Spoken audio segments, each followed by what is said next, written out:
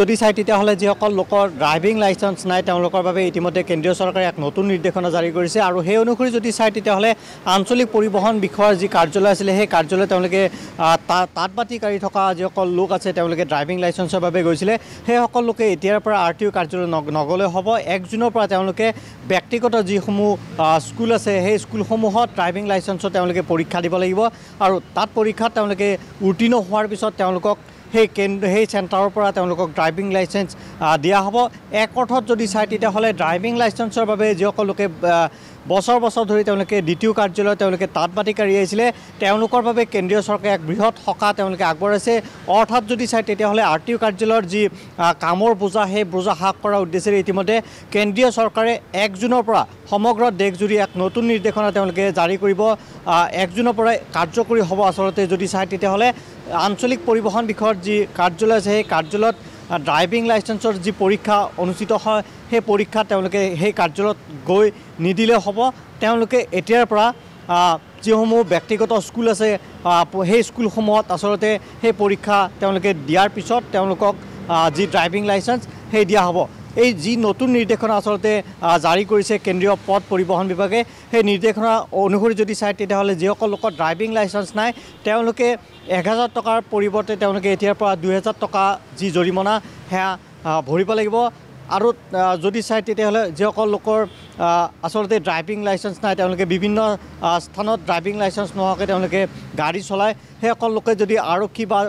পৰিবহণ বিভাগৰ তালাচীত যদি ধৰা পৰে তেওঁলোকৰ জৰিমনাৰ ক্ষেত্ৰত আমি ইতিমধ্যে উল্লেখ কৰিছোঁ যে 1000 টকাৰ পৰিৱৰ্তে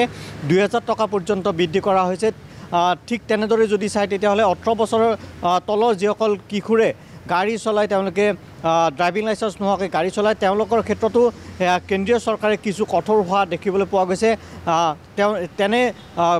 যি কিশোৰ আছে সেই কিশোৰক চিনাক্ত কৰি 25,000 টকা পৰ্যন্ত যি জৰিমনা সেই জৰিমনা বিহাৰ ইতিমধ্যে সিদ্ধান্ত গ্ৰহণ কৰিছে তাৰ সমান্তৰালভাৱে কিশোৰৰ পিতৃ মাতৃৰ ওপৰতো যি আইনী ব্যৱস্থা সেই আইনী ব্যৱস্থা হাতত ল'ব এক অৰ্থত যদি চাই তেতিয়াহ'লে ড্ৰাইভিং লাইচেন্স নোহোৱাকৈ 18 বছৰৰ যি কিশোৰ তেওঁলোকে গাড়ী চলাটো গাড়ী যদি চলাচল কৰে তেওঁলোকে তেনেস্থলত তেওঁলোকৰ বিৰুদ্ধে যি আইনগত ব্যৱস্থা সেই ব্যৱস্থা ইতিমধ্যে হাতত লোৱা হ'ব মুঠতে যদি চাই তেতিয়াহ'লে ড্ৰাইভিং লাইচেন্সৰ ক্ষেত্ৰত কেন্দ্ৰীয় পথ পৰিবহণ বিভাগে এক নতুন নিৰ্দেশনা জাৰি কৰিছে আৰু সেই নিৰ্দেশনা অনুসৰি 1 জুনৰ পৰা সমগ্ৰ দেশজুৰি বলবৎ কৰা হ'ব আৰু 1 জুনৰ পৰা RTO কাৰ্যালয় অৰ্থাৎ আঞ্চলিক পৰিবহণ বিষয়ৰ কাৰ্যালয়ৰ পৰিৱৰ্তে যিসকল লোকে ড্ৰাইভিং লাইচেন্সৰ বাবে পৰীক্ষা দিব তেওঁলোকে ব্যক্তিগত স্কুলত গৈ তেওঁলোকে পৰীক্ষা দি তেওঁলোকে ড্ৰাইভিং লাইচেন্স লাভ কৰাৰ এটা সুবিধা কেন্দ্ৰীয় চৰকাৰে তেওঁলোকক দিছে এই ক্ষেত্ৰত যদি চাই তেতিয়াহ'লে এক বৃহৎ সকাহ হ'ব যিসকল লোকে আচলতে ড্ৰাইভিং লাইচেন্সৰ বাবে দ্বিতীয় কাৰ্যালয়ত গৈ তেওঁলোকে তাঁতবাতি কাঢ়িব লগা হৈ আহিছে সেইসকল লোকক সকাহ দিয়াৰ উদ্দেশ্যেৰে কেন্দ্ৰীয় পথ পৰিবহণ বিভাগে এক নতুন নিৰ্দেশনা জাৰি কৰিছে আৰু সেই নিৰ্দেশনা অনুসৰি যদি চাই তেতিয়াহ'লে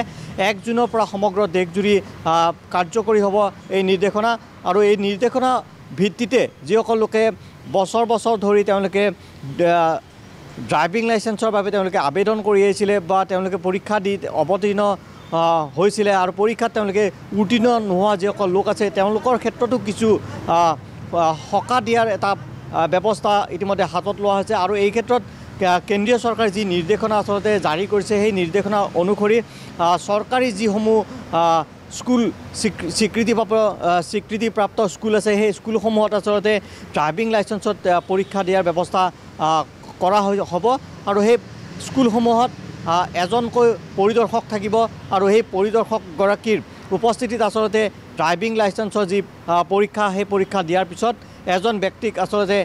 থিতাতে যি ড্ৰাইভিং লাইচেন্স দিয়াৰ ব্যৱস্থা সেই ব্যৱস্থা হাতত লোৱা হ'ব মুঠতে যদি চাই তেতিয়াহ'লে আঞ্চলিক পৰিবহণ বিভাগৰ যি কাম কাজ আচলতে কামৰ বোজা হ্ৰাস কৰাৰ উদ্দেশ্যেৰে কেন্দ্ৰীয় চৰকাৰে এক নতুন নিৰ্দেশনা জাৰি কৰিছে আৰু 1 জুনৰ পৰা সেই নিৰ্দেশনা কাৰ্যকৰী হ'ব ড্ৰাইভিং লাইচেন্স আচলতে আঞ্চলিক পৰিবহণ বিভাগৰ কাৰ্যালয়ৰ পৰিৱৰ্তে এতিয়াৰ পৰা ব্যক্তিগত স্কুলত লাভ কৰাৰ এটা সুবিধা পাব তাৰ সমান্তৰালভাৱে ড্ৰাইভিং লাইচেন্স নোহোৱা লোকসকলৰ ক্ষেত্ৰত কিছু কঠোৰ হোৱা দেখা গৈছে কেন্দ্ৰীয় পৰিবহণ বিভাগ আৰু সেই নিৰ্দেশনা অনুসৰি বিকাশ ইতিমধ্যে আপুনি উল্লেখ কৰিছে যে 1000 টকাৰ পৰিৱৰ্তে ড্ৰাইভিং লাইচেন্স নোহোৱাকৈ যদি গাড়ী চলায় তেতিয়াহ'লে 1000 টকাৰ পৰিৱৰ্তে 2000 টকা জৰিমনা ভৰিব লাগিব গতিকে অসমতো অভিযান চলাব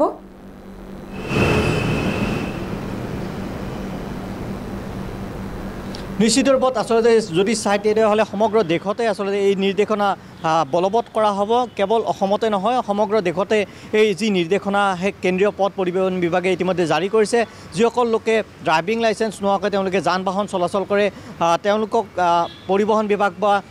যান বাহন আৰু যি তালাচী, সেই তালাচীত যদি ধৰা পৰে তেতিয়াহ'লে তেওঁলোকে থিতাতে 1000 টকাৰ পৰিৱৰ্তে এতিয়াৰ পৰা 2000 টকাৰ যি জৰিমনা সেই ভৰিব লাগিব। তাৰ লগতে যদি চাই তেতিয়াহ'লে যিসকল অভিভাৱক আছে তেওঁলোকৰ সন্তান 18 বছৰ বয়সৰ তল হয়, সেই কিশোৰক আচলতে যদি ড্ৰাইভিং লাইচেঞ্চ নোহোৱাকৈ যদি গাড়ী চলাবলৈ দিয়ে, তেনে কিশোৰ যদি তালাচীত ধৰা পৰে তেতিয়াহ'লে সেই কিশোৰৰ বিৰুদ্ধেও যি ব্যৱস্থা ইতিমধ্যে কেন্দ্ৰীয় চৰকাৰে কঠোৰ হোৱাৰ নিৰ্দেশনা জাৰি কৰিছে। তেনে কিশোৰক ধৰা পেলোৱাৰ পিছত 25,000 টকা পৰ্যন্ত যি জৰিমনা সেয়া এই নিৰ্দেশনাত জাৰি কৰা হৈছে। 25,000 টকা ভৰাৰ সমান্তৰালভাৱে তেওঁলোকৰ বিকাশ শৰ্মা আপোনাক ধন্যবাদ জনাইছোঁ।